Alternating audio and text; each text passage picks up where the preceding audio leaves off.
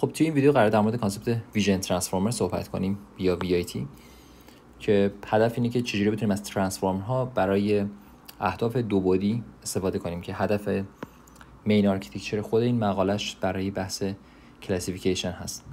ما میدونیم که ترانسفورمر از دو بخش انکودر و دیکودر تشکیل شده که بخش انکودر understanding رو بر عهده داره و بخش دیکودر بخش جنریشن رو بر عهده داره. چون هدف اینجا صرفا کلاسیفیکیشن هست، ما بخش دیکودر نیازی نداریم. کل آرکیتکچرش هم به این صورته، خیلی چیز ساده ایه. دقیقا ما بحث پوزیشنال امبدینگ رو داریم. پوزیشنال امبدینگ جمع میشه با اون چیزی که داریم، ورودی هامون، و اینجا پس میشن توی ورودی ترانسفورمر بلاک و در نهایت خروجی اون یه فلتن میشه و MLP رو رد میکنه و در نهایت میرسیم به پروسه سافت مکس و کلاسیفیکیشن. در مورد هر کدوم از این بخشا به صورت کامل و با دیتیل صحبت میکنیم. اولین چیزی که به نظر من بهتره در موردش صحبت کنیم اینه که اصلا ما چرا به یه چیزی شبیه ترانسفورمرها نیاز داریم، با وجود اینکه CNN خیلی تونسته تا الان ریزالت خیلی خوبی رو ارائه کنه. سوال اولی که پیش میاد، CNN نمیتونه در واقع لانگ ترم دیپندنسی ها رو محاسبه کنه و یک داینامیک ریلیشنشیپی بین فیچرها ایجاد کنه. چرا این موضوع توی CNN خیلی مسئله مهمیه؟ ببینید، شما فرض کنیم که ما هدفمون اینه که مثلا یه دیتکشنی روی یه پارتی از تصویرمون انجام بدیم. مثلا میخوایم، نمیدونم، حالا مثلا میتونیم یه سر گربه رو اینجا داشته باشیم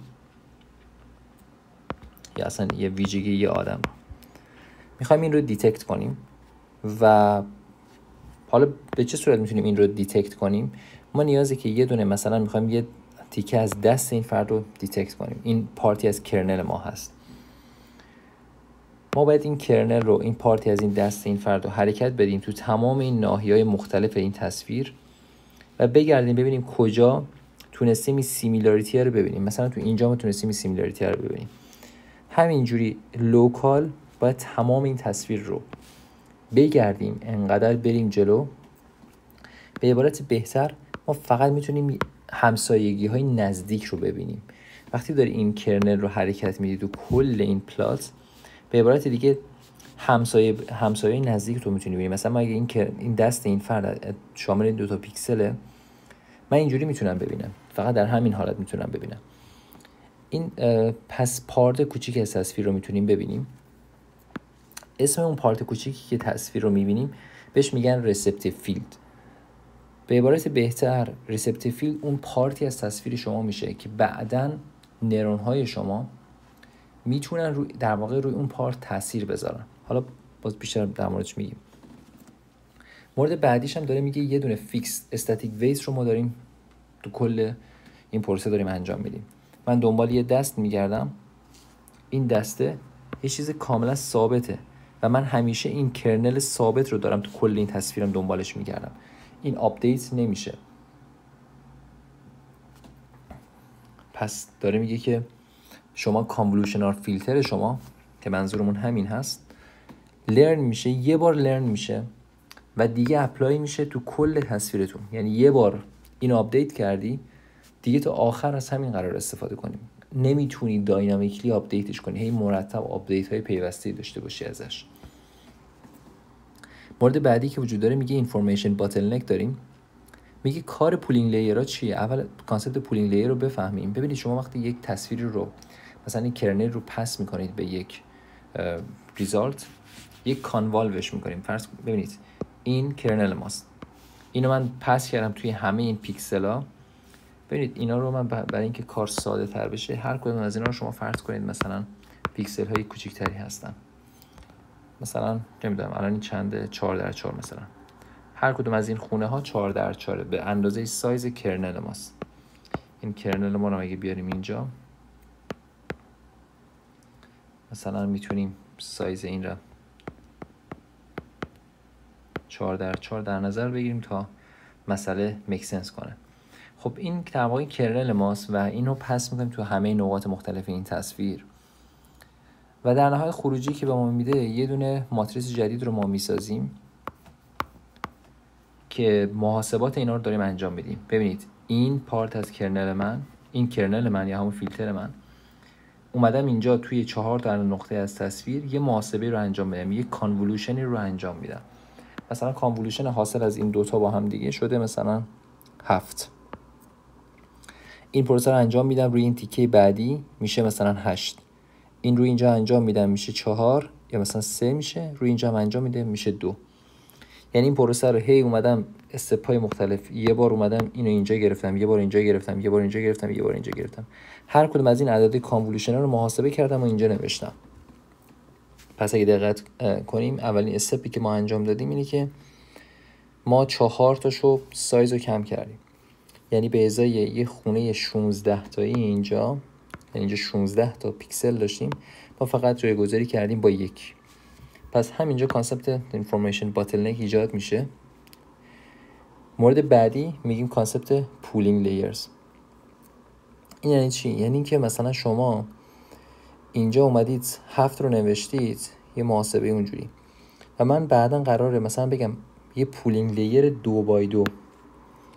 چون میدونید پولینگ لیر ما 2 تا پولینگ لیر داریم. یه پولینگ لیر در واقع تایم دیپندنس داریم، مثلا به دقیقاً مثل کرنل میگی سایز رو مشخص کن، چند تا خونه میخوای من مکسیموم بگیرم، یا چند تا خونه میخوای من اوریجش رو بگیرم. پس این حالت مثلا پولینگ، حالا اسمش رو بذاریم تایم یا پولینگ ساده. یه دونم گلوبال پولینگ داریم که هر چیزی که بهش دادی تمام این ماتریس رو میگیره، در نهایت یه عدد برمیگردونه. اونم گلوبال پولینگ معمولا اون انتهاها اد میکنن. تو استپ اولی معمولا گلوبال پولینگ نداریم، چون کلا انگار کل اینفورمیشن رو میکشه. هر چی دیتیل ریز از اینفورمیشن داریم رو همه از بین میبره. خب پس تا اینجای کار من اومدم گفتم من میخوام یه پولینگ لیر بزنم روی این نقاط از تصویرم. یعنی اومدم 4 تا اینا رو ادغام کردم، یه عدد نوشتم مکسیمومش میشه 8. پس انگاری من هر استپی که دارم میرم جلوتر اینفورمیشن باتلنک دارم. یعنی اینفورمیشن رو هی دارم کوچیک‌تر میکنم، اون فضای مموری رو دارم کوچیک‌تر میکنم. حالا خوبه یا بد؟ از این نظر خوبه که داریم اینفورمیشن خیلی مثلا اینفورمیشن کمتر ذخیره میکنیم و یه جورایی فوکسمون رو اون پارتی از تصویری که واقعا خیلی مهمه. و در این حال هم اینو در نظر داشته باشیم که داریم دیتیل های زیادی رو در واقع میکشیم و از دست میدیم. خب بریم یه بار دیگه در مورد کانسپت رسپتیو فیلد صحبت کنیم. رسپتیو فیلد در واقع میشه گفت توی همون پارتی از ایمیج ماست که ما داریم روش اثر میذاریم. به عبارت بهتر میگه رسپتیو فیلد اون ناحیه از تصویرتونه که یه نورون خاص، مثلا پولینگ، کاری که پولینگ داره انجام میده، میتونه ببینتش و روش اثر بذاره. حالا میگه چجوری میتونیم این پولینگر، این رسپتیو فیلد رو محاسبه کنیم؟ ایدهش چیه؟ ببینید هدف اینه که داره کانسپت رسپتیو فیلد میخواد اینو بگه که آقا من انقدر لایه های CNN لازم دارم که در نهایت بتونم مثلا تو لایه 20 یه پارت بزرگی از تصویر رو کنار هم ببینم.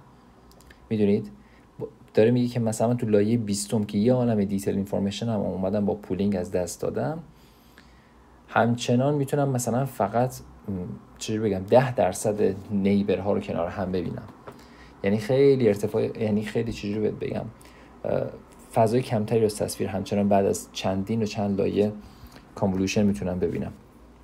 مثلا اینجا داره میگه که آقا اگر کرنل سایز ما کی باشه و استرایدمون هم 1 بگیریم برای سادگی محاسبات و این ال هم تعداد کانولوشنال لیر ماست، میگه آره ال میشه رسپتیو فیلد ما. مثلا میگه تو لایه 5 خیلی مهمه دقت کنید، یعنی بعد از اپلای کردن 5 بار کانولوشن من فقط میتونم 11 تا پیکسل کنار هم ببینم. کل پیکسل هایی که میتونی ببینی 11 تا پیکسله. حالا اینجا اومدیم یه مثال زدیم، گفتیم کانولوشن مثل این میخوای انتهای تونل رو ببینی، هی نمیتونی به این راحتی ببینی انتهای تونل، هی باید بری عمیق‌تر بشی تا بری جلوتر تا بتونی انتهای بیشتری از اون تونل رو ببینی، انگاری پارت بیشتری از اون فضای بیرون تونل رو ببینی.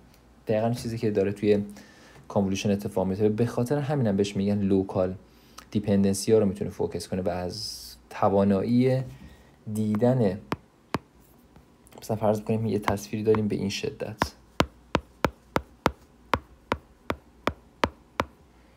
میگه نمیتونید شما این ناحیه رو با این ناحیه خیلی سریع سیمیلاریتی و ارتباطشون رو اندازه گیری کنی. خیلی فاصلهشون از هم دورن و اینکه تقریبا چانسی که این دوتا رو کنار هم ببینی و اینفورمیشن از این دوتا کنار هم ببینی تقریبا میشه یه جوری میشه گفت صفره یا خیلی پایین این چانس، جوری که باید انقدر لایه‌هاتو زیاد کنی تا بتونی در نهایت همچین تصویری، همچین کانکشن و ارتباطی از این دوتا رو کنار هم ببینی.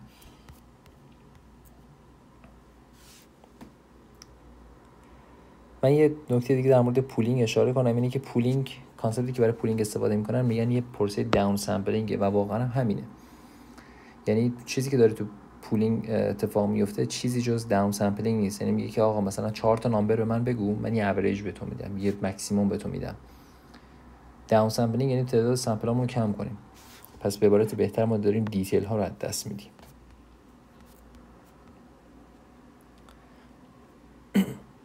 همونجوری که قبلا در موردش صحبت کردیم، ویژن ترانسفورمر صرفاً یه دونه اینکودره، چیزی بیشتر از یه اینکودر نیست.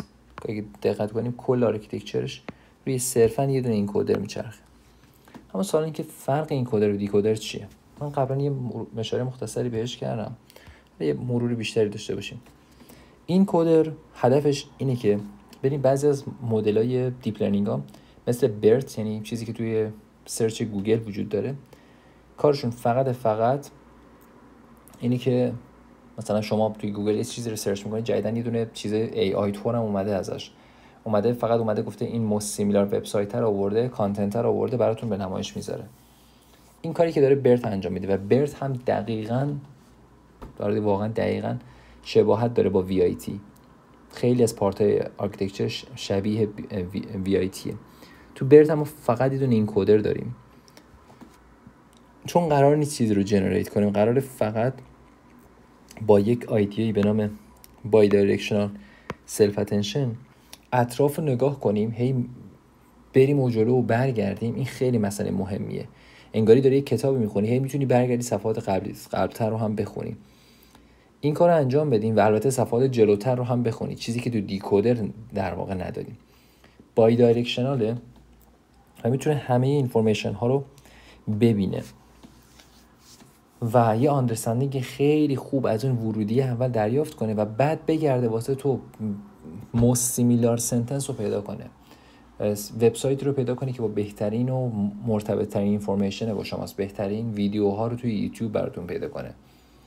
یعنی ما اینجا توی در واقع این کدره یه جوری کارش، حالا در ادامه میگیم چه کاربردی دارن، ولی کلا انگاری دنبال اینه که بیشترین شباهت ها رو بسنجه، بیشترین کار تسک سوپروایز سنتیمنت انالیسیس همین چیزایی. مثلا این کارش میزنیم میگیم که آقا این کدره مثل یک گروپ دیسکشن داره کار میکنه. این چی؟ انگار چند تا آدم خبره نشستن دائما دارن با هم دیگه شیر نالج میکنن. یه مثالی از دنیای واقعی میگه، بخواد مثلا توی سرچ رنکینگ توی گوگل میگه داره چجوری کار میکنه، میگه که کافی کوئری رو سرچ کنید و بعد این کوئریه میره توی بهش میگیم کوئری سرچ. قرار توی با استفاده از این کدر بریم تو کل داکیومنت بگردیم ببینیم کدومشون بیشترین سیمیلاریتی دارن و همون رو برگردونیم. و نکته دوباره اشاره کنیم که این کدر نمیتونه تکست جنریت کنه. و میریم سراغ پارت بعدی قضیه، بهش میگیم که بحث دیکودر. دیکودر کارش چیه؟ دیکودر کارش جنریت کردن تکسته، کاری که جی پی تی داره انجام میده.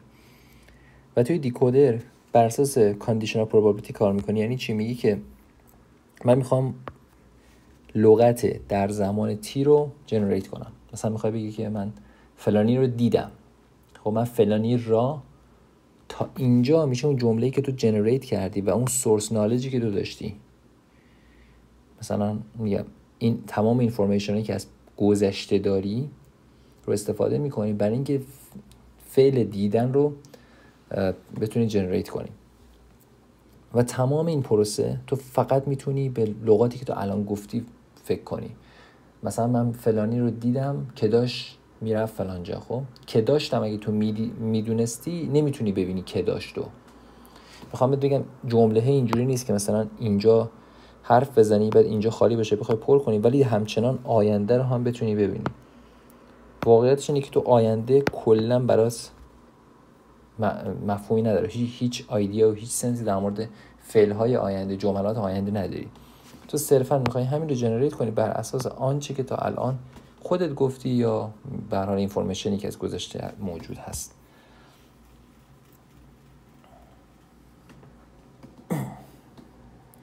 میگه مثل یارو که مثلا قصه گویان میخوان قصه ای رو تعریف کنن، هی دارن یه جمله توی لحظه میگن و هر جمله بعدی که میگن به عبارت بهتر از اون گذشته قبلیه داره سرچشمه میگیره.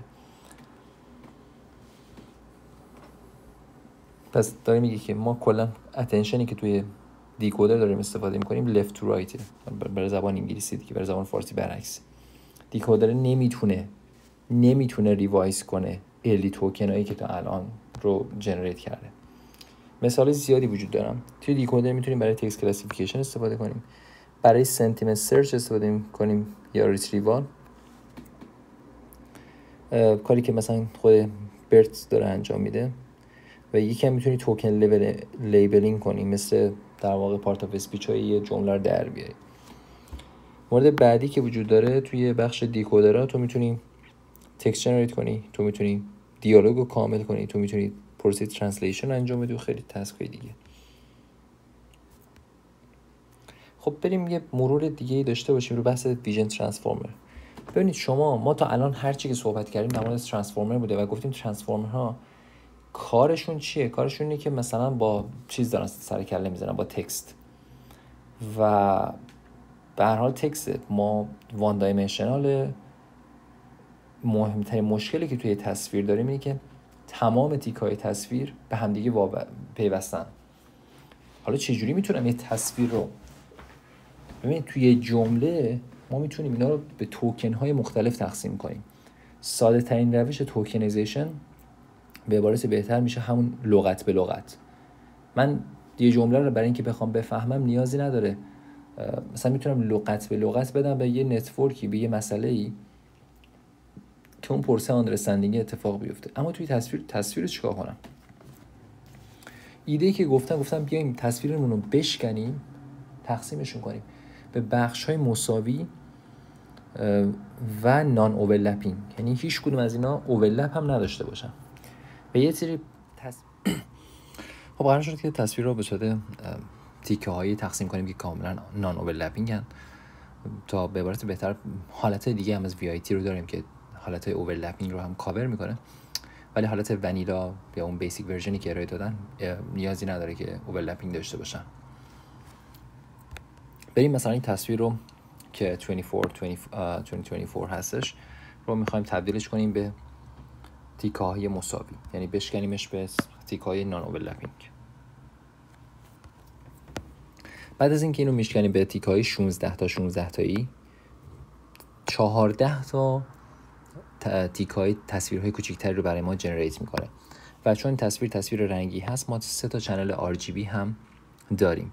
به صورت کلی یعنی در مجموع ما 196 تا تیکه کوچیک داریم که به این 196 از ترکیب 14 در 14 به دست میاد، که خب اگه این 3 تا چنل هم هست کافیه ضرب در 3 هم بکنیم برای هر کدوم و در نهایت این وکتور رو برای ما میسازه، یعنی 14 ضرب در 14 ضرب در 3 این وکتوری هستش که به صورت وان دایمنشنال برای ما جنریت میکنه. خب حالا در مورد این تصویری بریم یه بار توی فرمولش اینا رو هم ببینیم. پس این میشه تعداد در واقع ارتفاع ما، این عرض ما، و این هم تعداد چنل های ما هستن. این تعداد کل اون تیکه های بچ هایی هستش که داره جنریت میکنه.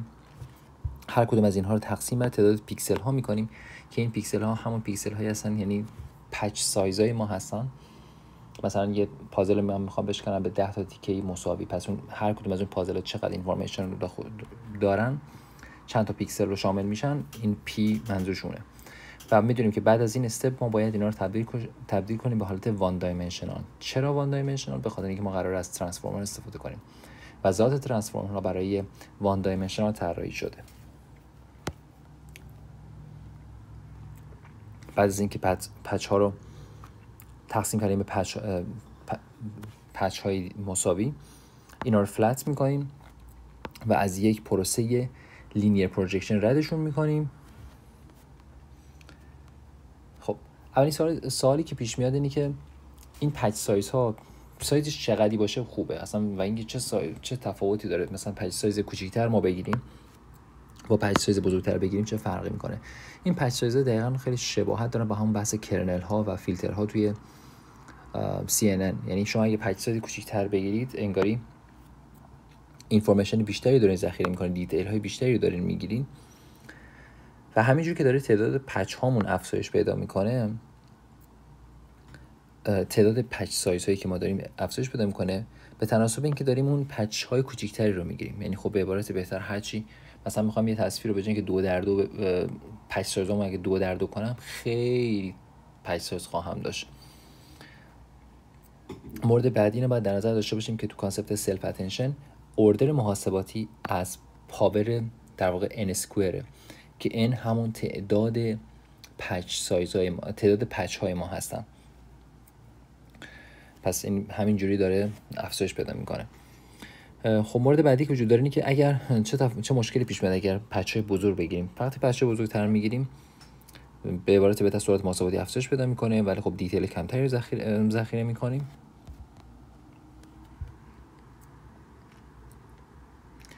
خب اینا در مورد همین رو صحبت کردیم.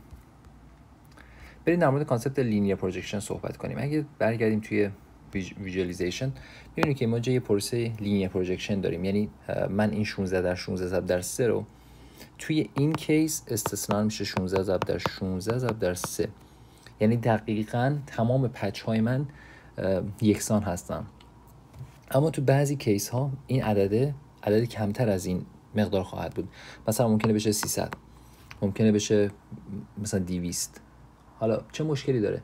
ببینید انگاری ما داریم یه لینیر پروجکشن میزنیم. خب و این لینیر پروجکشن چه اهدافی داره؟ میخوام تو این سکشن بعدی به این قسمت بپردازیم که اصلا چه اهدافی داره و اینکه آیا یه جورایی میتونیم قبلش کار دیگه انجام بدیم یا نه. بریم سراغ دوباره اسلایدها. اول اینکه لینیر پروجکشن فضای مسئله‌مون رو میبره به یه فضای دی دایمنشنال.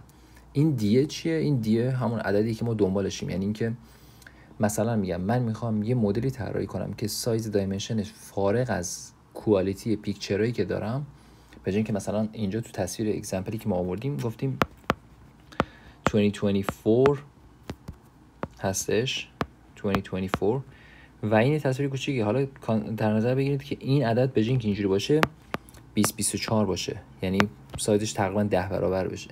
تو این سیچویشن چه مشکلی پیش میاد؟ انگاری یه دفعه همه چی وحشتناک افزایش پیدا میکنه. من نمیخوام این اتفاق بیفته و میخوام یه جوری مدلمو محدودش کنم به یه دی دایمنشنال که این دی رو خودم تعیین میکنم با توجه به هاردوری که دارم، با توجه به اون شرایطی که دارم. پس اولین مرحله، اولین استپ و مهمترین پارتی که توی لینیر پروجکشن داره اتفاق میفته اینه که لینیر پروجکشن به من میگه که چه سایزی انتظار داری که در آینده بهش برسیم.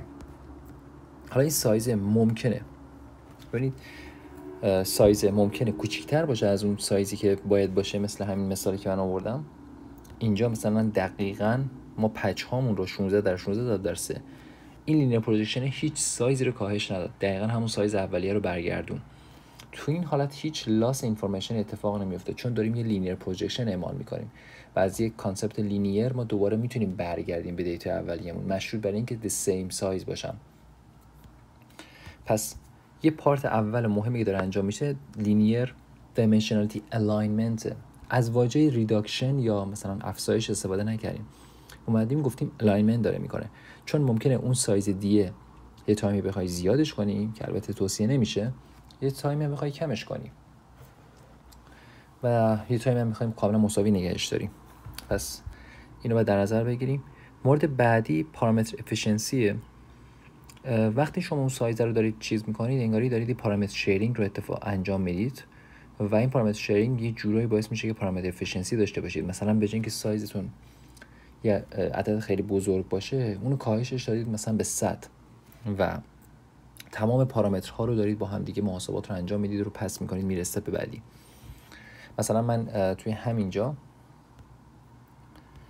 اینجا به جای اینکه 16/16 باشه من این لینیر پروجکشن رو اعمال کنم و بکنمش مثلا 4/4/3 میشه 16/3. خیلی خیلی کمتره از 768 و به جاش دارم، چون این لینیر پروجکشن رو اعمال کردم و میدونیم که وقتی داریم لینیر پروجکشن اعمال میکنیم ورودی های ما تغییر میکنه، یعنی مثلا را پیکسل دیگه نیستن، اون پیکسل اولی که مثلا عددش بوده 100 دیگه اون نیست، این رفته وارد یه پروژه ترکیب خطی شده و ضرایب ترکیب خطی برگردونده میشن. به خاطر همینم از فرم زی استفاده میکنیم مثلا.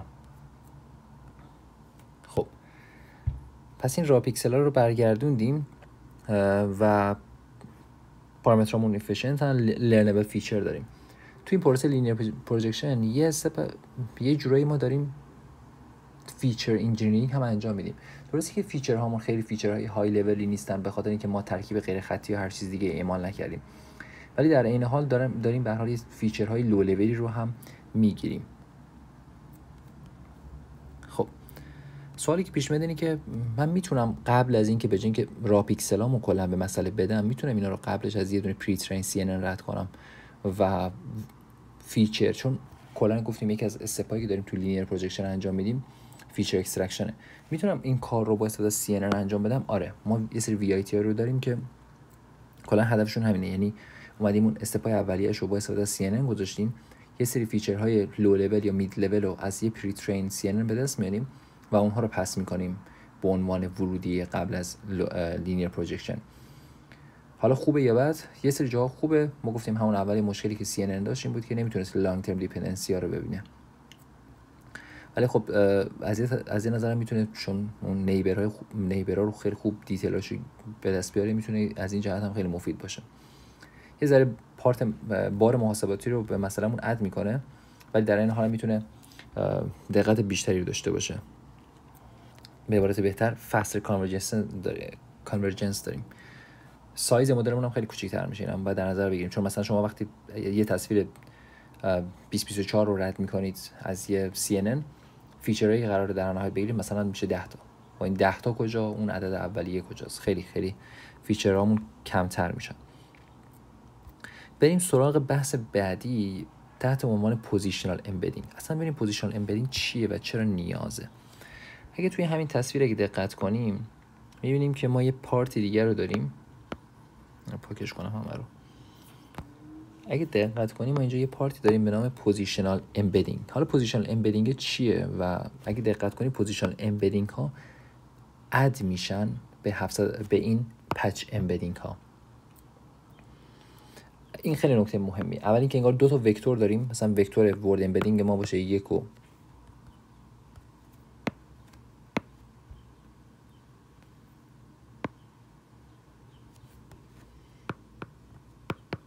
1 و 2 3، اینم میشه مثلا چه میدونم مثلا 2 4 و 6. این دوتا با هم دیگه اد میشن، انگاری شما دارید به پوزیشنال امبدینگتون یه بایاس اد میکنید. حالا نکاتی که وجود داره، این ادوانتج یا دیس ادوانتج مثلا که چرا پوزیشنال امبدینگ نیازه. واقعاش اینه که شما وقتی دارید تصویرتون رو میشکنید به این حالت، یعنی داریم این پچامون رو یه تصویرمون رو تقسیم کردیم به این فرم و هر کدومشون رو کاملا داریم جدا و مستقل. این خیلی خیلی نکته مهمه توی ترانسفورمرها که هر کدوم از این ورودی هایی که داریم به ترانسفورمر میدیم کاملا ایندیپندنتن و وقتی داریم این پروسه اتفاق میفته یه جوری پوزیشنشون رو از دست میدیم. من نمیدونم آیا این مثل تیکای پازل میمونه، من نمیدونم این الان کجا باید قرار بدم، بالا گوشه راست سمت راسته، این کجا بوده، مثلا پوزیشن اوردر 3 یا هر چیز دیگه ای. به عبارت دیگه من کل اینفورمیشن، تمام اون ارگانایزیشن متن رو از دست میدم. دقیقاً به خاطر همینه که ترانسفورمرها میتونن به صورت پارالل کار کنن که کیر نمیکنن که چه اوردری داره اتفاق میفته. تو تمام پروسه های CNN و چیزای دیگه که ما داشتیم صحبت میکردیم گفتیم من برای اینکه اینو بفهمم نیاز دونه به دونه هر کدوم از این پیکسل ها رو حرکت کنم. یه جوری سیکونس مدل ها هستن یا اسمشو بذاریم اتو رگرسیو مدل ها هستن، یعنی استپ بای استپ من باید برم پیکسل ها رو بخونم و برم استپ بعدی. ولی تو ترانسفورمر میگه نه، من اصلا کیر نمیکنم که این اول بوده یا آخر بوده، من همشون رو به یه چشم میبینم، در لحظه میبینم، انگار یک بار نگاه میکنم و اجازه میدم بعدن این اتفاق بیفته. حالا من چیکارش کنم؟ میگه بیا دونه پوزیشن انکدینگ اد کن، 1 و 2 و 3 و اینا رو اد کن. حالا در مورد این صحبت میکنیم که این عددا 1 و 2 و 3 و 4 و اینا نیستن. میگه اینجوری بیا پوزیشن انکدینگ اد کن. این چه مزیتی داره؟ مزیتش اینه که من اون اوردر رو همچنان حفظش میکنم و در این حال هم مثلا ما پارالل کردم. خب اگه نگاه کنیم پوزیشنال امبدینگ، وقتی میخوای دو تا وکتور رو المنت وایز با هم دیگه جمع کنیم، حتما باید سایز این با هم برابر باشه. یعنی اگه اینجا 768 داری که این 768 رو وقتی لینیر پروجکشن اعمال میکنیم دیگه اسمش رو میذاریم دی، یعنی 100% این دایمنشنش دی. حالا این دی ممکنه دقیقاً برابر باشه با تعداد پیکسل های اون پچ سایزه یا میتونه نباشه. پس دایمنشن من دیه. خب حالا پس این پوزیشنال امبدینگ حتما باید دایمنشنش دی باشه. ما چند تا روش پوزیشنال امبدینگ داریم. یکی روش فیکس هستش که از یه سری فرمولی استفاده می‌کنیم که فرمولش من اینجا آوردم.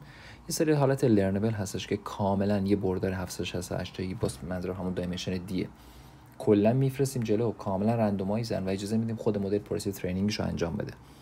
چرا اصلا این پوزیشنال امبدینگ رو اد می‌کنیم؟ چون وقتی هم داریم ادیشن رو جمع می‌کنیم با یه وکتور دیگه، انگاری فیوژن میشن اینفورمیشن‌ها. یعنی چی؟ یعنی که میکس اینفورمیشن میشه دیگه. تو نمیدونی عددی که اد کردی به اون پیکسله، به را پیکسله، منظورم این ناحیه است. یعنی تو داری این عدد رو با این عدد جمع میکنی. به عبارت بهتر این عدد آپدیت میشه به یه نیو ولیو و این نیو ولیو اصلا نمیدونی آیا چی بوده. تمام این داستان ها اینه که این پوزیشنال انکدینگ شما اعداد یونیکنسی داشته باشن. ما خیلی برامون مهم نیست که این کجای تصویر بوده. خب واقعیتش اینکه اصلا برام خیلی مهم نیست که کجای تصویر بوده. من یه جورایی میخوام بهش یه دونه، نه اینکه مهم نباشه، من دارم بیشتر از جهت آموزشی میگم، اینکه هدف من اینه که بیشتر بدونم که آقا یه یونیکنسی به مسئله بدم و تمام این پوزیشنال انکدینگ ها عددهای یونیکی هستن معمولا. یعنی نه اینکه فورس محاسباتی روش اعمال کنیم، ولی معمولا مثلا توی حالت فیکسد امبدینگ اگر نگاه کنیم، این فرمولی که برای ساین و کوساین استفاده شده اینا باعث شدن که این یونیکنس رو اعمال کنن.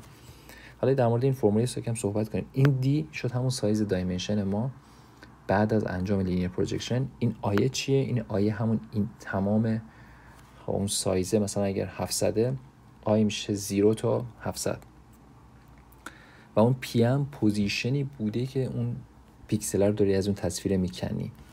پس این من اگر بذارم و برای اعداد زوج از سینوس استفاده میکنیم و برای اعداد فرد از کوسینوس استفاده میکنیم. تمام این عددا چون فریکونسیشون یه جوریه که پریادیکش یه جور خیلی فریکونسیش بالاست، مثل این میمونه که شما دارید سامپلینگ انجام میدید از یه تابع پیوسته. خب حالا پوینت قضیه چیه؟ پوینت قضیه اینه که شما میتونید وقتی دارین سامپلینگ انجام میدید هر بارم با پارامترهای متفاوت میبینید پی و مثلا پی به صورت کامل داره تغییر میکنه، آی هم که داره تغییر میکنه. شما تماما دارید عددهای یونیکی رو میگیرید از اون تابع و خب اینا رو با هم دیگه جمع میکنیم. اما حالا بریم این مثال هم ببینیم. مثلا فرض کنیم که دایمنشن من 4 و داریم روی پچ اولین پچ تصویر داریم صحبت میکنیم. توی لوکیشن زیروش توی این اولین ایندکس از این یه خونه 4 تایی رو ما قراره پر کنیم. 1 و 2 3 و 4. من قراره این 4 خونه رو پر کنم. اولین خونه میشه سینوس فلان چون چیزه، بعد مورد دوم میشه کوسینوس، مورد دوش میشه این عدد و مورد 3 که عدد فرده دوباره میشه از کوسینوس این عدد.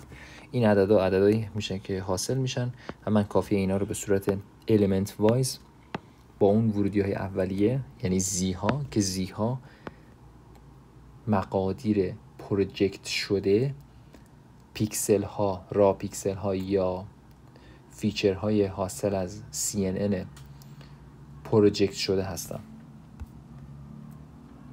اما در مورد حالت لرنبل خیلی کانسپتش خیلی کلیره. شما کافی یه وکتوری کاملا رندومایز بذارید و اجازه بدید که خود مدل پروسه ترینینگش رو انجام بده. حالا سوالی که پیش میاد اینه که مثلا من چند تا پچ سایز دارم. مثلا فرض کنم 2 تیکه پازل دارم، منظورم پس پچ همون تیک های پازله.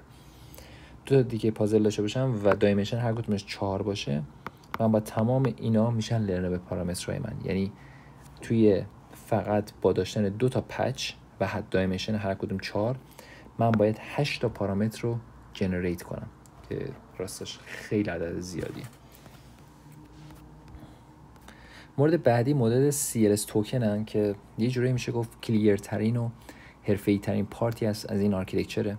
ببینید ما در مورد همه این داستانا صحبت کردیم، گفتیم که این پچه رو من میام یه تصویر رو من میشکنم به پارت های مختلف. مثلا من یه بار دیگه برگردم به اینجا. گفتم من این تصویر رو میشکنم به پارت های مختلف، هر کدوم از این پارت ها رو تو مدل رد میکنم، لینیر پروجکشن اعمال میکنم که به یه سایز دلخواه دی برسم و بعدش به هر کدوم از این چیزهای پروژکت شده یه دونه پوزیشنال انکودینگ اد میکنم.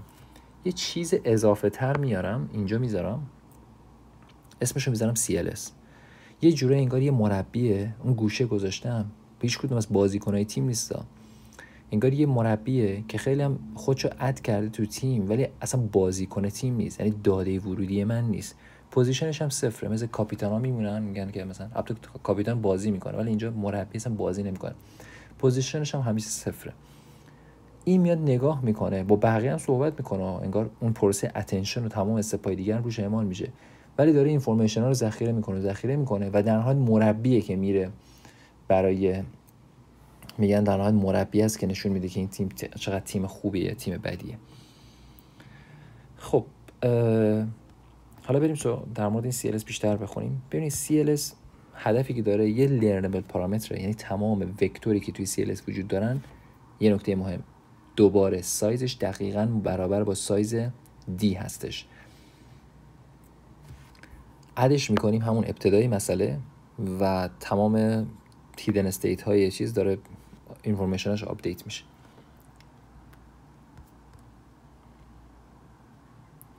خب دوباره برای این هم پوزیشنال امبدینگ داریم. حالا نکته وجود داره، این چون اصلا پارتی از تصویر نبود، اصلا پچ نبود توی مدل، پس اوردرش کجاش؟ من مثلا اصلا تصویر نبود. این چجوری که مثلا انگار تیکه پازل ما تقسیم بندی کردیم، پازل اولا من میدونم از اون بالا گوشه سمت راست برداشتم ولی اصلا پازلی نبود، اصلا تیکه دیتایی نیست. بعد چیکارش کنم؟ بعضی چیزا پیشنهاد کردن که کلا صفر میتونی در نظر بگیری، یعنی هیچ نامبری بهش اساین نکنی، همه رو کلا زیرو در نظر بگیری، یا میتونی دوباره از فیکس لرن پارامتر استفاده کنی و پسش کنی توی همون سینوس و کوسینوس. اگه توی سینوس و کوسینوس ادش کنی، چون پوزیشنش صفره، عدداش اینجوری میشه 0 1 0 1 0 1. این همچین حالتی میشه. اگر هم خواستی میتونی لرنبل پارامتر بذاری، تمام این آپشن ها براش وجود داره. صرفا ما اینجوری میخوام با دادن پوزیشن، با دادن این عددها به مدل بفهمونیم که آقا این یه داستان دیگه است، این یه آدم دیگه است، کار پوزیشن ها همینه. خب پس ما اینو میتونیم اد کنیم. خب ما گفتیم که این یه پارت خیلی مهمیه که قرار ما در نهایت این مربی رو بفرستیم بره استپ بعدی، ما بازیکن‌ها رو نمیفرستیم. این نکته مهمی است که توی VIT وجود داره. این مربیه تو پروسه اتنشن با همه داره صحبت میکنه، به مثلا پچ شماره 4 میگه تو چی داری، من میگم مثلا فلان اینفورمیشن رو دارم، آپدیت میکنه. انگاری یه آدمی که میگیم فرستادیم تو تیم با شماره 0 داره هی تون تون نوت برمی‌داره. من یه بارم توی این چیز تصویرم نشون بدم، شما توی اینجا میبینید کامل اینو، این CLS توکن میبینید دقیقاً CLS توکن همون سایز پارامترهاش اینجاست که ما باید اینا رو آموزش ببینن. و یک پارت دیگه هم داریم که پوزیشنال انکودینگ و در نهایت یه وکتوری میشه CLS که دایمنشنش D هستش. مورد بعدی بحث ترانسفورمر بلاک هستش که کل ترانسفورمر بلاک، خیلی سریع مختصر بریم در مورد این ترانسفورم. بریم کل پروسه ترانسفورمر بلاک این ناحیه است. چه ابعادی داره؟ یه بخش نرم داره، 2 تا بخش نرم داریم از این نتورک، این بخش و این بخش که کلا میدونیم نرم و اد کلا کارشون چیه؟ کارشون اینه که اون چیزایی که اینفورمیشنی که داریم رو نورمالایز میکنن، ارگانایزشون میکنن، پس یه جوری انگار مرتب سازی انجام میدن. تا الان تمام پچامون رو یه پوزیشنی اد کردیم، انگار هر فردی رو بهش گفتیم حالا اینفورمیشنی که تا الان گرفتی رو با پوزیشنینگ کدینگاتو مرتب کن. میخوایم وارد پروسه وارد جلسه بشیم. جلسه کجاست؟ جلسه توی مولتی هد اتنشنه. اینجا همون ناحیه‌ای که بچه‌ها با همدیگه بازیکن‌ها همدیگه رو می‌بینن، اون پچ‌ها همدیگه رو می‌بینن و تبادل نالج می‌کنن. فلانی میگه من این اینفورمیشن دارم، اون یکی میگه من اینو دارم. هی دارن آپدیتاشون رو با هم آپدیت می‌کنن، بالاخص CLS که دائما داره اینفورمیشن میگیره از این اون. خب بعد همین اینفورمیشنایی که آپدیت شدن، یه پروسه ریزیوال کانکشن داریم که می‌دونیم ریزیوال کانکشن میگه که آقا یا اینفورمیشن اولیه‌مون بده یا اگه نمیدی همون دیتا اولیه رو بهم بده. یعنی اگه تونستی اطلاعات بهتری رو، مثل خیلی مثال ساده ای بخوام براش بزنم، مثل این میمونه که شما رفتی تو اون جلسه تیمیه، ببینید تا اینجای کار ما همون اینفورمیشنایی بوده که کاملا جدا بودیم. من بازیکن شماره 1 با بازیکن شماره 7 کاملا جدا، هممون جدا جدا یه سری کارا رو کردیم، لباسامون رو پوشیدیم، یه سری نوت‌های اولیه‌مون رو برداشتیم که قراره چیکار کنیم. رفتیم توی همه پرسی نشستیم توی این جلسه مولتی هد اتنشن، با بقیه داشتیم صحبت می‌کردیم. یعنی یه سری نوت‌ها رو من از قبل دارم، یه سری نوت‌ها رو هم آپدیت کردم، یه سری نوت‌های جدیدی هم یا آپدیت کردم توی جلسه مولتی هد اتنشن. توی این ریزیوال کانکشن میگم آقا چه اینفورمیشنی تو این جلسه چیز کردی؟ این جلسه شاید خیلی سودمند نبوده یا هر چیزی. اون اینفورمیشنی که از جلسه گرفتم رو و نوتایی که از قبل خودم داشتم رو با هم دیگه اد میکنم. این پروسه ریزیوال کانکشن. به عبارت دیگه نمیخوام هیچ اینفورمیشن رو از دست بدم. و بعد دوباره پروسه نور. حالا که این جلسه، توی این جلسه ما همه با هم دیگه صحبت میکنیم، هی تبادل اطلاعات میکنیم و فلانه. از این جلسه که مسئله رد میشه دوباره میرسیم به استپ‌های بعدی، میرسیم به نور. دوباره همه بازیکن‌ها میرن توی اتاقای خودشون، دفتراشون رو مرتب میکنن، کاراشون رو مرتب اورگانایز میکنن و یه جورایی میشینن درساشون رو میخونن، اینفورمیشناشون رو خیلی بروز میکنن. منظورم از این بروز کردن نان لینیاریتی اد میکنن، سعی میکنن خیلی آندرستندینگ براشون اتفاق بیفته. تا اینجا انگاری نوتا رو برداشتن، هنوز آندرستندینگ اتفاق نیفتاده، پس سعی میکنن نان لینیاریتی رو اد کنن و در نهایت هم دوباره هر چیزی که توی این پروسه نتونستن چیز کنن با اینفورمیشن قبلی آپدیت میکنن. اینجا هم ریزیوال کانکشنه. این پروسه رو ما بار تکرار میکنیم، چیزی که توی بلاکه داره اتفاق میفته. و ببینید توی مرحله اولیه امبدینگ پچ ها وارد میشن، توی مرحله نهایی خروجی که از اینجا به دست میاد برای هر کدوم از پچ ها، بازیکن دیگه الان بازیکنای قبلی نیستن، بازیکنایی هستن که رفتن تو جلسه ها صحبت کردن، آپدیت نالینیاریتی اد کردن.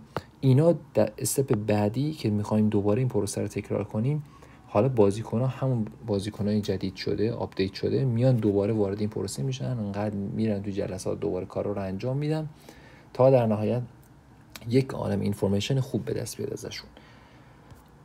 به خاطر همینه. ولی در نهایت کسی که میره بالا از این ترانسفورمر اینکودر رد میشه فقط CLS. یعنی CLS میره استپ بعدی که بتونه پروسه کلاسیفیکیشن رو انجام بده. اما یه نکته من بگم، ببینید تا اینجای کار CLS با بقیه داره هی صحبت میکنه، میگه فلانی تو چی داری، فلانی تو چی داری. اینا اگه دقت کنیم از این مرحله به بعد انگاری میایم بالاتر، در نهایت خروجی که از این ترانسفورمر قرار رد شه بره استپ بعدی فقط CLSه. حالا سوالی که پیش میاد چرا اصلا باید بقیه توکن ها از اون جلسه همپرسی بیان بیرون؟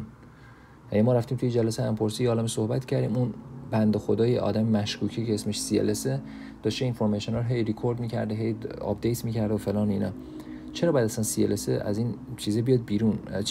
چرا بقیه بازیکن‌ها باید از اون جلسه بیان بیرون و همچنان توی این پروسه باشن؟ یعنی منظورم این پروسه است. به خاطر اینکه این پروسه قرار بار تکرار بشه. یعنی پروسه قرار بار تکرار بشه و تو استپ دوم بازیکن‌ها با آپدیت شدن نالج هاشون قرار این پروسه رو ادامه بدن. یعنی ال شماره 2، ال شماره 3، ال شماره 4 دیگه الهای معمولی نخواهند بود. الهایی هستن که با آپدیت شدن اینفورمیشن هاشون دارن به این توی بلاک ترانسفورمر دارن میچرخن. در نهایت هم یه دونه مولتی هد میزنیم و در نهایت هم یه سافت مکس. میریم اگه نکته دیگه داره توی این هد ما همه اینا رو صحبت کردیم.